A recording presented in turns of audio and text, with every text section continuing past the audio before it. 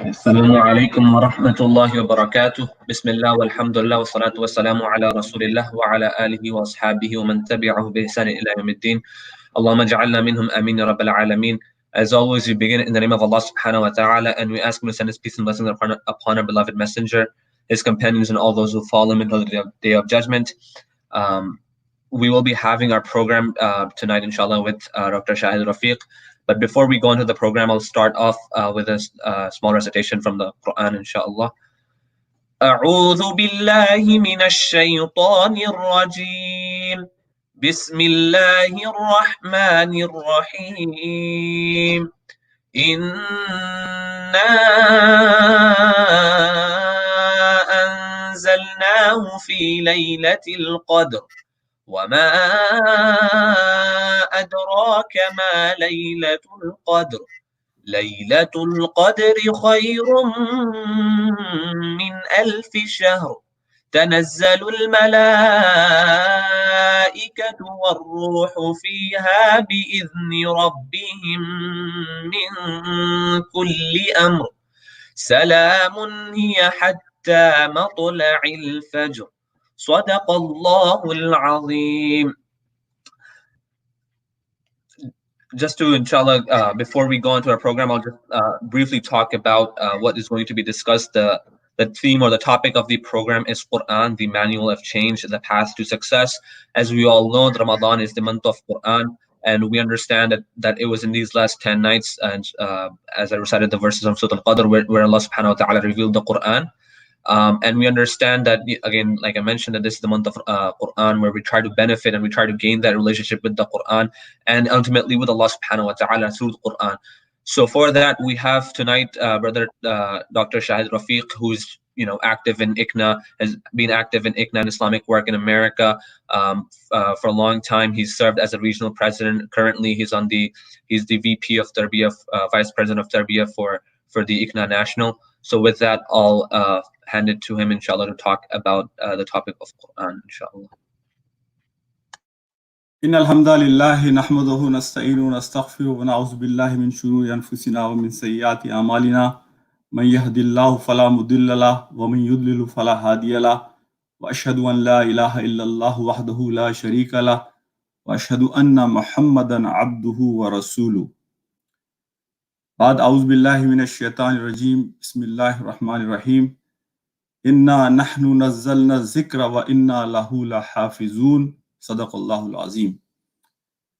My respected brothers and sisters, today, inshallah, the subject of my talk is Quran, the manual of change, path to success. Briefly, I'm going to go over some concepts to understand the value of Quran, to understand the power of Quran, to understand that why we call Quran is a book of change. Quran is a book of inspiration. Quran is a book of motivation. And Quran is a revolutionary book, because this is the book which gives you power to stand. Ya ayyuhal muzzammil qumil layla illa qalila. Ya ayyuhal muddassir qum fa'anzir. This is the book that we see that in Quran, Allah subhanahu wa ta'ala says in Surah Hashr, لو أنزلنا هذا القرآن على جبل لرأيته خاشعا متصدعا من خشية الله وتلك الأمثال نضربها للناس لعلهم يتفكرون. About this ayah, Allama Tibrani has written the tafsir. If Allah subhanahu wa ta'ala would have given intellect to the mountains, and after giving them the intellect, if Allah subhanahu wa ta'ala would have addressed them through Quran, they would have become humbled and shattered. The mountain, which is very strong, the sign of strength and power, but with the power of Quran, even the mountains will humble themselves and will shatter. We see, how this book has revolutionized the Arabs, if you remember, when Prophet Muhammad SAW came, these people were unlettered, divided, tribal, culture, and they were insignificant on the world map. And these were the people, their culture was such that they were burying their live girls. These were the people, they were fighting with each other on a bucket of water. So there was no civilized culture. There was no civic engagement between the groups. And they were making tawaf of Kaaba naked. So from a spiritual point of view, they were bankrupt. From human point of view, they were bankrupt. From family perspective, they were bankrupt. But to these people, just in the time of 23 years, 23 years is nothing in the nation's history. Is a very short time. But you see, the same insensitive people, if I give you the best example of Hazrat Umar Raziyallahu Ta'ala Anhu, that how insensitive he was when he was killing his own daughter, burying his own daughter, and when he was digging that ditch for her and she was cleaning his beard. But he was so insensitive about her that he buried her alive. But the same Umar, after accepting Islam, see how this book changed him, that when he became Khalifa, he was concerned and worried even the animals in his kingdom. Even the animals, if they get hurt or suffered while he was a Khalifa, he was feeling this will be the responsibility of Umar.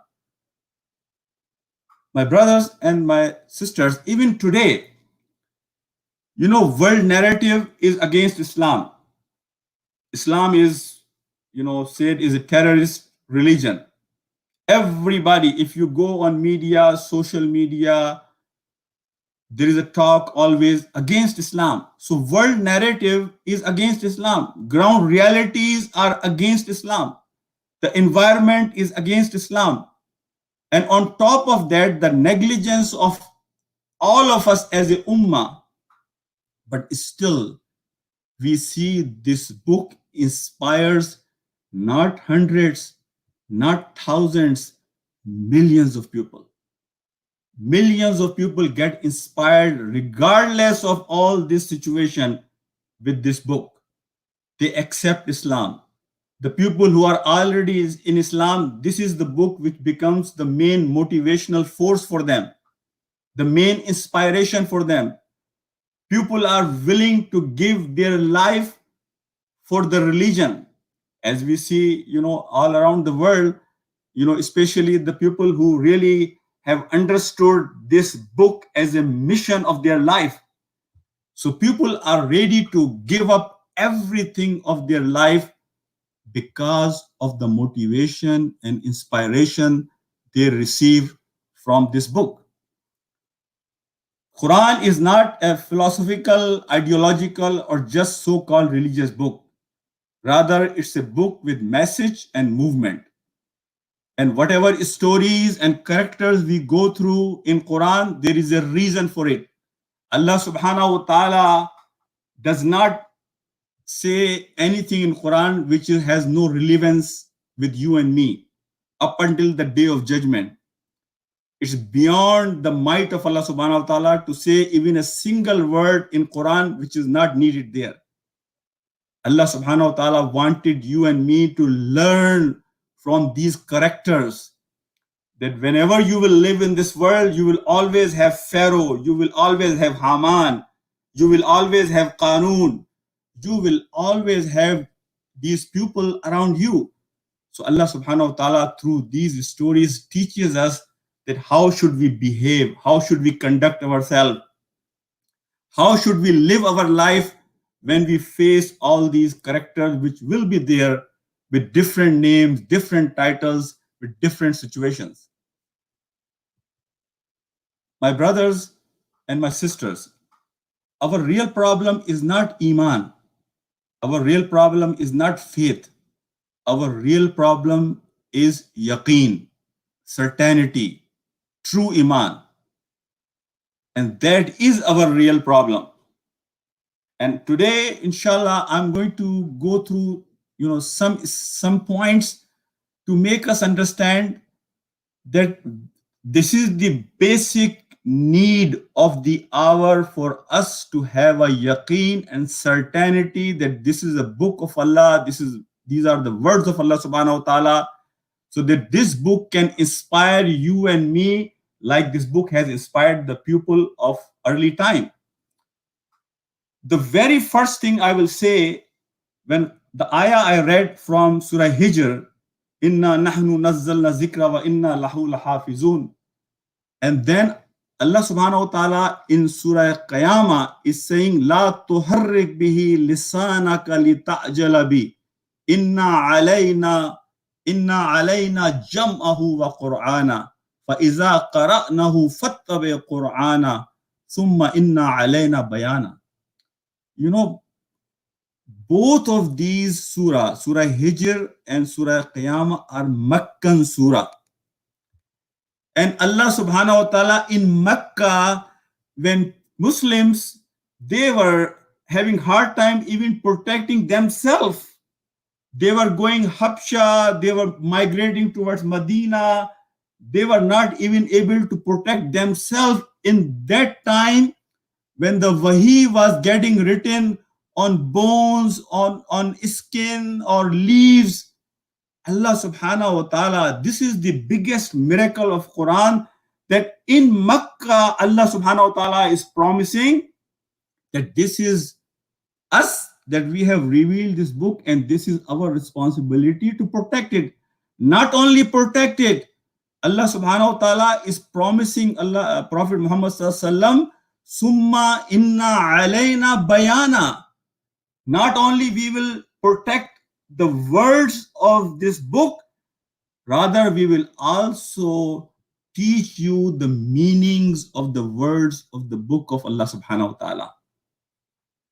And after 1400 years, there is not even a difference of a letter, not even a difference of any single letter you will find, no matter where you go all around the world to find the sample of Quran, my brothers and my sisters. And this should be a good enough, reason for us to have this yaqeen that these are the words of Allah subhanahu wa ta'ala. There is an ayah in Surah Hashr in which Allah subhanahu wa ta'ala says, Ba'd a'udhu billahi minash shaitanir rajim, وَلَا تَكُونُوا كَالَّذِينَ نَسُوا اللَّهَ فَأَنْسَاهُمْ أَنفُسَهُمْ أُولَٰئِكَ هُمُ الْفَاسِقُونَ.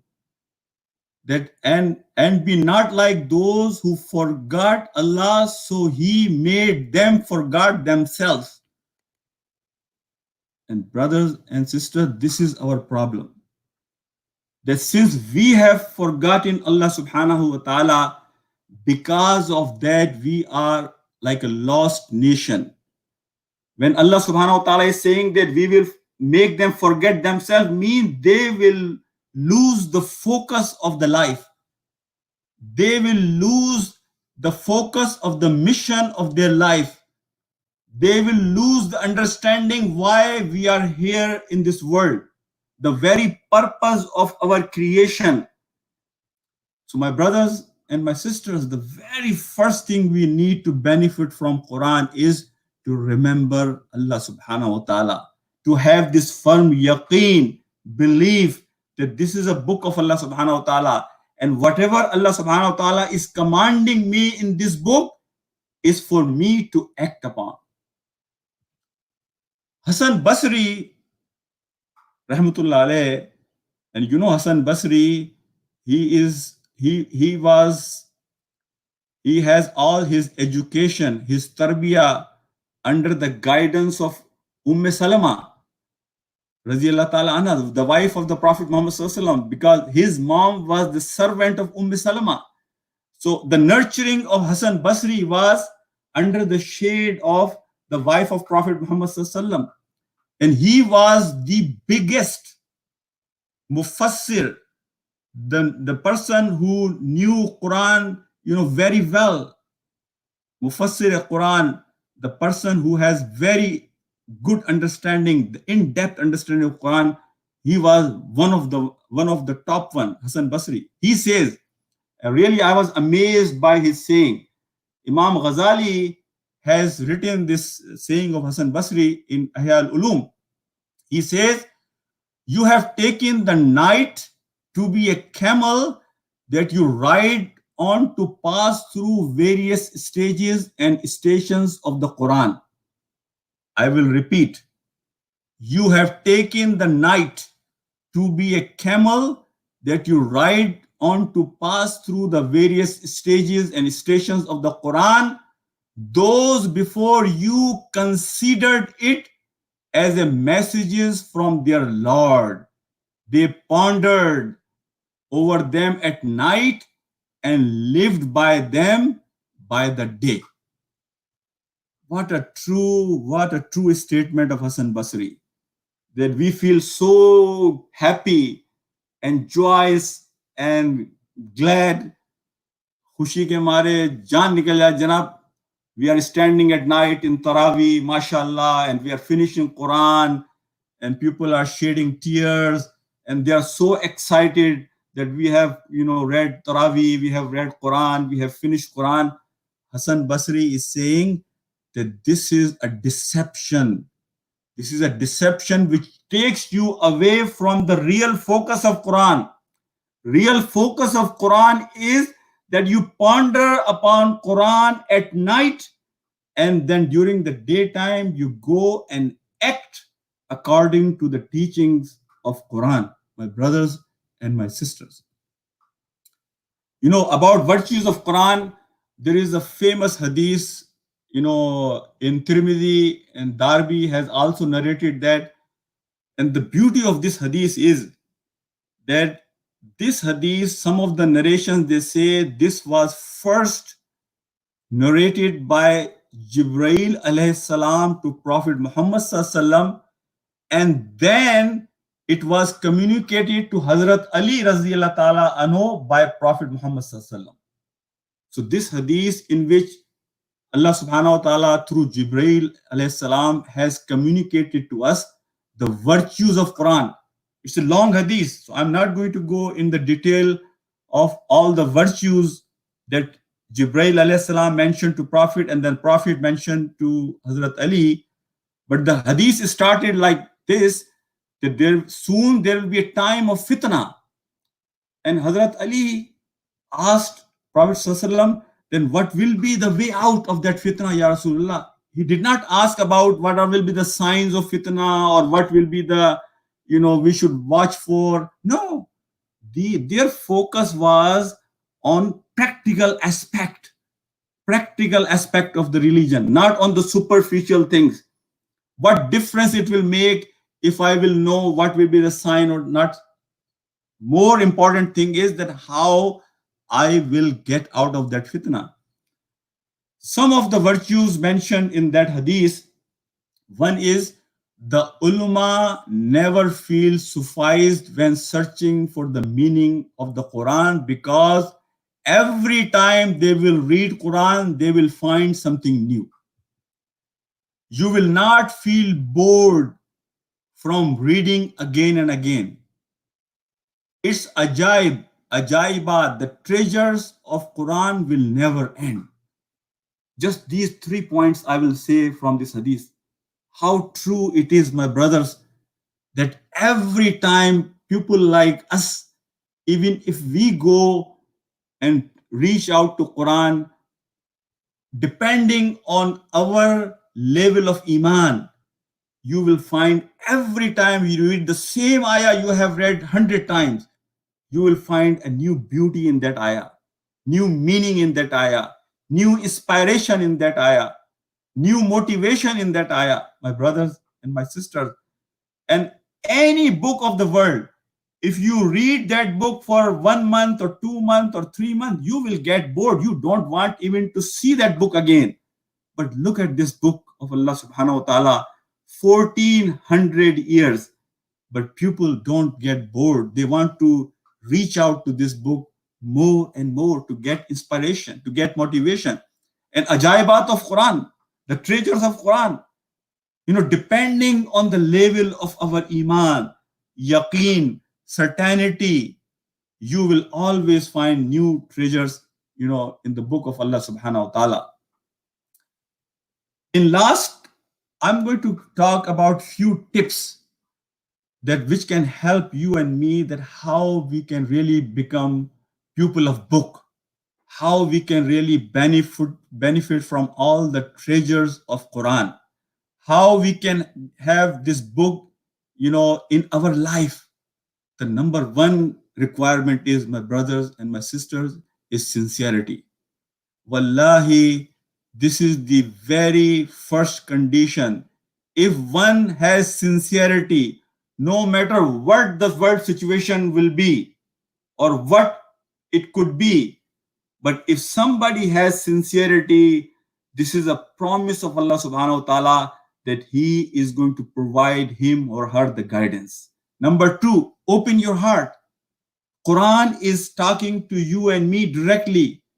That's why a lot of people, some of the scholars, they say, if you hear any ayah of Quran or any hadith of the Prophet ﷺ, and if the first thing comes in your mind is somebody else, that is enough for misguidance.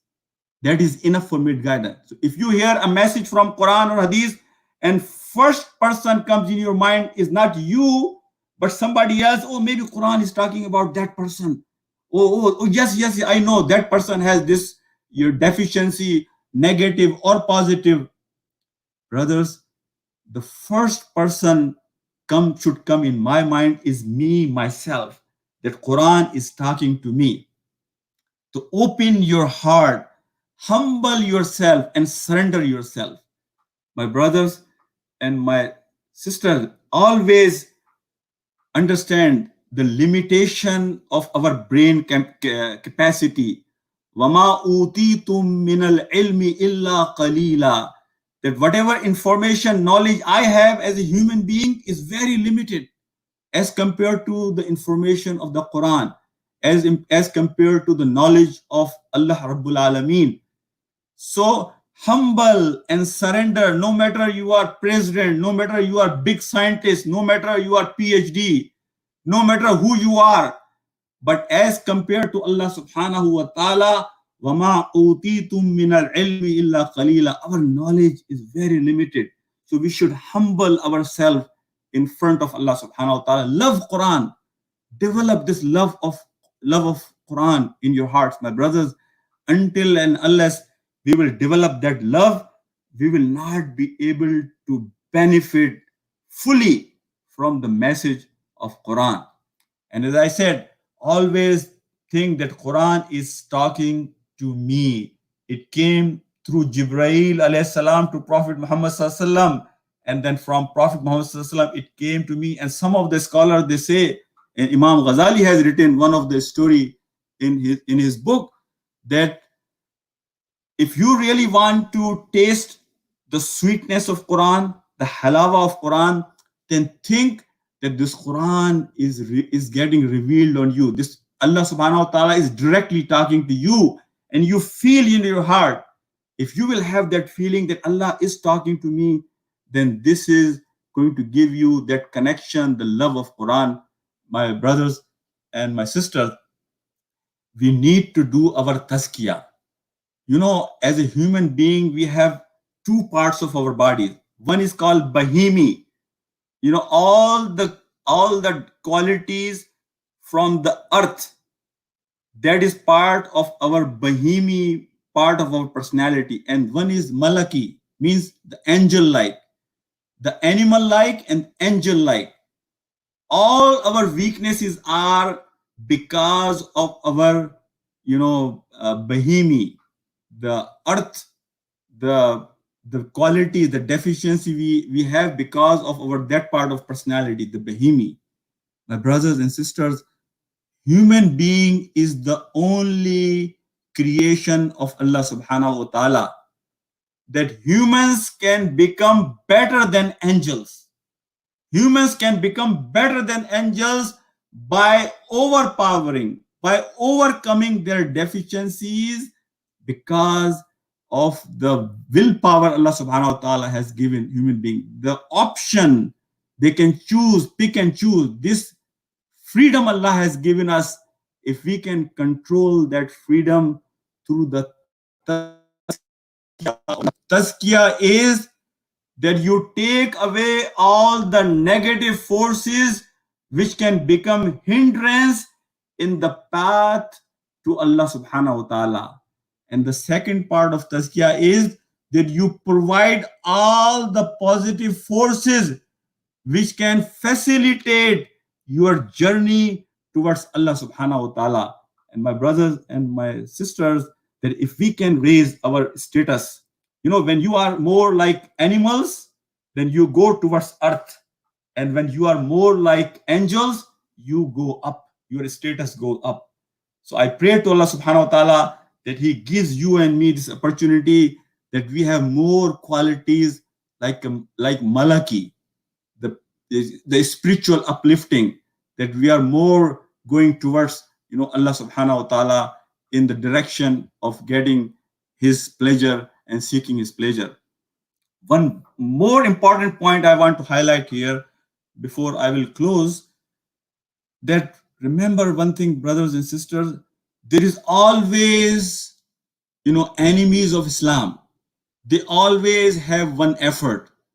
The equation of Islam, where you have Tawheed, then you have Risala, then you have Akhirah. There is always an effort to take away this Risala component out of this equation. But wallahi, we cannot understand, we cannot walk the walk of Quran. We cannot live the true life of Quran without loving and understanding the life of Prophet Muhammad Sallallahu Alaihi Wasallam. Naeem Siddiqui Sahab has written one book and about Seerah of Prophet Muhammad Sallallahu Alaihi Wasallam, and he has written in that ahadith and Seerah of Prophet Muhammad Sallallahu Alaihi Wasallam is like a guard over ayahs of Allah subhanahu wa ta'ala.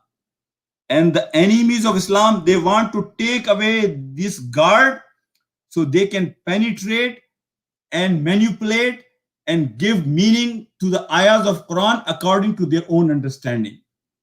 And we as a Muslim, we have to understand that the importance of the life of Prophet Muhammad Sallallahu Alaihi Wasallam, more we will be in love of Prophet Muhammad Sallallahu Alaihi Wasallam, more we will know the life of Prophet Muhammad Sallallahu Alaihi Wasallam, then more you will be able to follow the true spirit of Quran.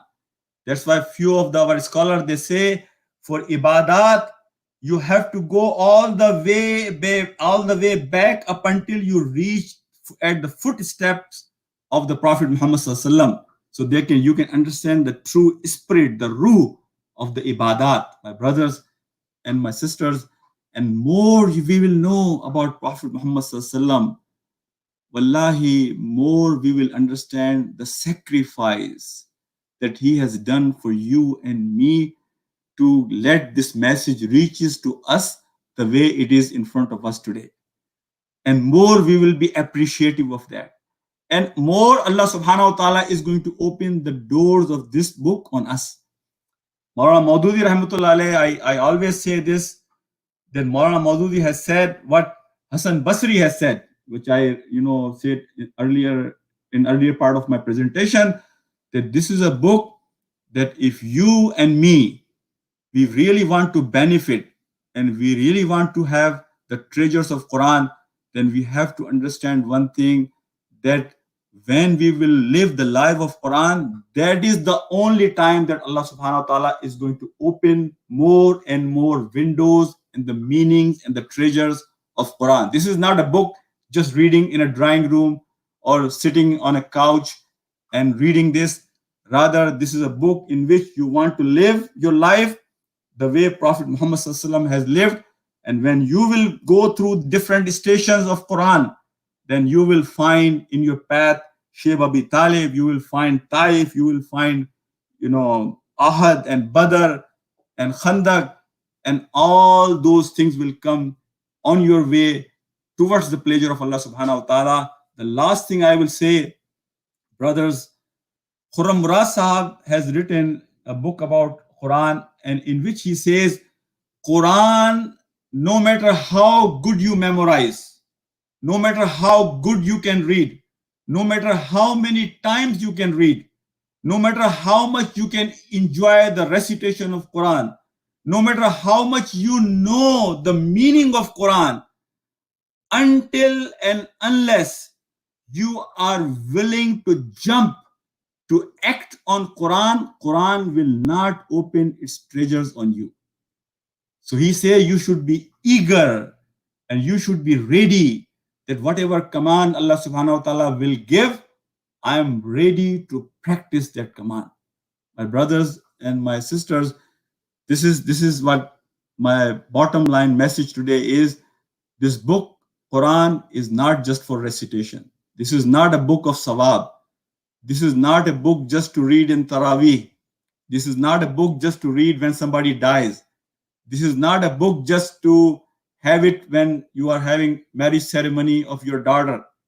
But this is a book with a mission, And that was the mission about which Prophet Muhammad ﷺ came for. That was the mission of his life. And the mission of life was to save every soul on the planet from the disobedience of Allah subhanahu wa ta'ala. So we all should have this intention. Living as a minority in this country, still we can have this intention that I will do my best to reach out, to knock on the hearts of every human being living close to me, who is in contact with me, to reach out and give them this message of Islam. Wa akhiru dawana alhamdulillahi rabbil alameen. Assalamu alaikum wa rahmatullahi wa barakatuh. Jazakallah khair, Dr. Shahid Rafiq, for your presentation. There are a few questions, inshallah, and while I'm asking these questions, I'll request the audience to send in your questions through the comments, through the live comments, and we'll ask them, inshallah. So the first question is, what are some tips to stay connected with Quran after Ramadan? Because we get connected with with Quran during Ramadan. The environment is created for that. But what are some tips to stay connected with the Quran even after Ramadan? The best thing is that whenever you get chance, I should say you should plan, when you plan your day, that I will always have every day, some connection with Quran. So most of the time I have seen brothers, they go, in masjid, they are waiting for salah. But I don't know, this is a culture thing that I have seen when I travel to Middle East, that whenever people are waiting for Jama to start, if they have 2 minutes, if they have 3 minutes, whatever time they have, they will grab the copy of Quran and they will read.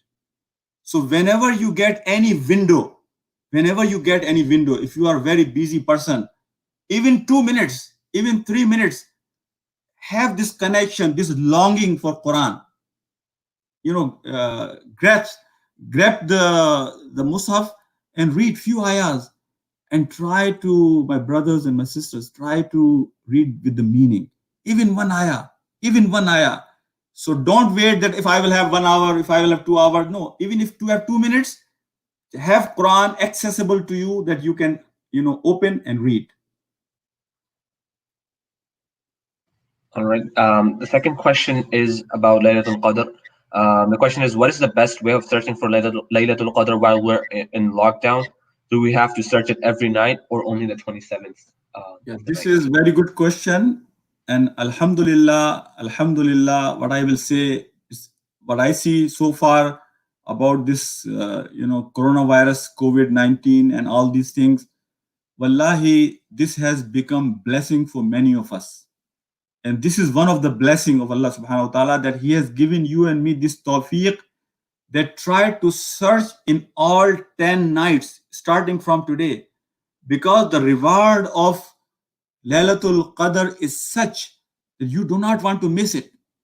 And this is the night when Jibreel alayhi salam also comes down.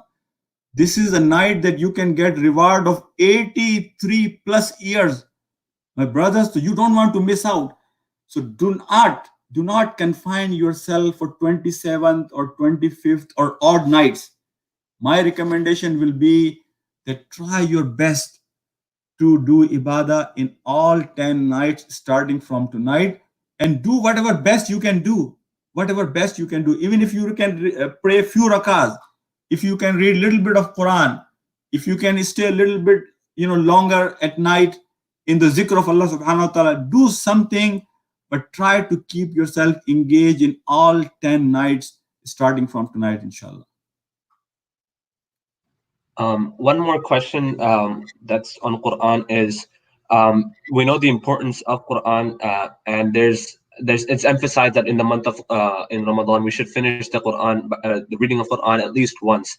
So the question is, should we give that more importance or priority over maybe understanding some surahs, or focusing on tafsir of certain surahs instead of focusing more on finishing the Quran recitation? I don't want to belittle the value of reading Quran. I really understand the recitation of Quran, finishing Quran is also important, but I will say, pondering on Quran is more important. And that's why a scholar, they say, Ibn Qayyim has said that if you will ponder on Quran for a moment, and then this is better than ibadah of 1,000 years. And one of the narration, they say Ibn Taymiyyah has said that. But regardless, the point was, once you will ponder on Quran, contemplate on Quran, then the level of your iman will be different.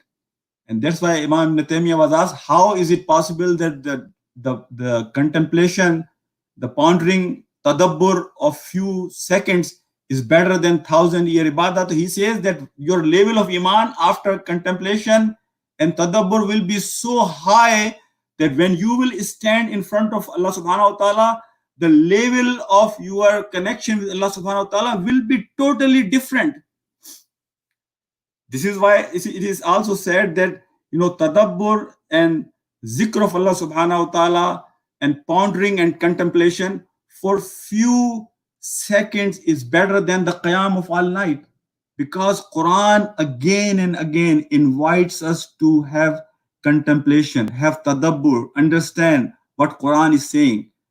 So I will suggest to you, brothers and sisters, that I'm not saying that we should not try to finish Quran, but this is not really a requirement. This is not a requirement. This is not a practice that we have to really stick to. If we can do it, mashallah, very nice, we will have reward of that. But at the same time, this book has come to understand. Maulana Maududi rahmatullah alayhi used to say one thing, that if you go to doctor and if he gives you a prescription, you are sick, if you come home and if you just read the prescription, you will not be cured. You have to go to pharmacy, buy the medicine, take the medicine. Just by reading is not going to solve your problems. So my brother, this book is not just for reading. This book is not just for reciting. Yes, there is a reward, but there is a bigger reward, way much bigger reward if we understand it and we practice it. Jazakallah khair. Jazakallah khair. One final question I'll ask is that you mentioned about the importance of pondering and understanding the Quran. So where should one begin in that process of understanding? Should we just start with translation? Is this anything beyond the translation? So just a few advice to just get started in that process. If we can do just one simple thing, one ayah a day, read the translation and read the tafsir of it. It will not take more than few minutes. One ayah a day, just read the translation and tafsir and think about it, what Allah subhanahu wa ta'ala is saying, and try to put yourself in a situation that Allah is talking to me. So what I should be doing when I'm reflecting on this ayah? What is the demand from me? What is my role in this perspective when I'm reading this ayah. And inshallah, if you take from there, then Allah subhanahu wa ta'ala will. And remember one thing, brothers and sisters, if you take one step, then Allah subhanahu wa ta'ala is going to make it easy for you. And Allah will facilitate. You just take one step. And if you take one step, everything else, leave it on Allah subhanahu wa ta'ala. He will find you time. He will open your heart. He will bring that love of Quran in your heart. And you will be surprised that when you were before thinking that you have no time, that now you got all the time, possible to understand more of Quran, inshallah. All right, Jazakallah khair. With that, we'll conclude with our Q&A. Jazakallah khair, Dr. Shahid, for your talk and answering the questions of our community. And Jazakallah khair to the audience and the community that attended this event. We'll proceed, inshallah, to the next part of the program, and that is going to be the dua. Inshallah, I'll begin with that in just a second. أعوذ بالله من الشيطان الرجيم بسم الله الرحمن الرحيم الحمد لله رب العالمين الرحمن الرحيم مالك يوم الدين إياك نعبد وإياك نستعين اهدنا الصراط المستقيم صراط الذين أنعمت عليهم غير المغضوب عليهم ولا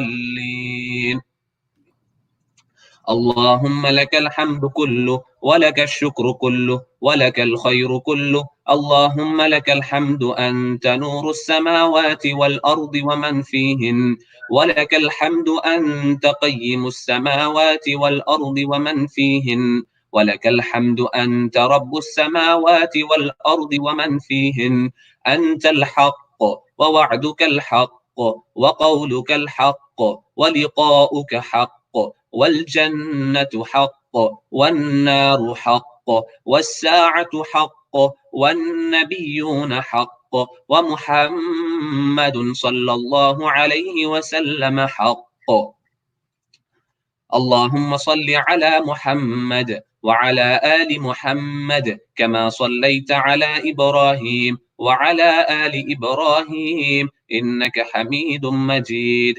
وبارك على محمد وعلى آل محمد كما باركت على إبراهيم وعلى آل إبراهيم إنك حميد مجيد يا مقلب القلوب ثبت قلوبنا على دينك يا مقلب القلوب ثبت قلوبنا على دينك يا مقلب القلوب ثبت قلوبنا على دينك ربنا آتنا في الدنيا حسنة وفي الآخرة حسنة وقنا عذاب النار اللهم اجعل القرآن حجة لنا ولا تجعله حجة علينا اللهم اجعل القرآن حجة لنا ولا تجعله حجة علينا اللهم اجعل القرآن حجة لنا ولا تجعله حجة علينا اللهم ارزقنا بكل حرف من القرآن حلاوة وبكل كلمة كرامة وبكل آية سعادة وبكل سورة سلامة وبكل جزء جزاء اللهم ارزقنا القناعة ربنا تقبل منا إنك أنت السميع العليم وتب علينا إنك أنت التواب الرحيم اللهم طهر قلوبنا من النفاق وأعمالنا من الرياء وألسنتنا من الكذب وأعيننا من الخيانة برحمتك يا أرحم الراحمين ربنا تقبل منا صلاتنا ربنا تقبل منا قيامنا ربنا تقبل منا دعاءنا ربنا تقبل منا تلاوة القرآن ربنا تقبل منا كل عبادتنا في شهر رمضان ربنا تقبل منا إنك أنت السميع العليم وتب علينا إنك أنت التواب الرحيم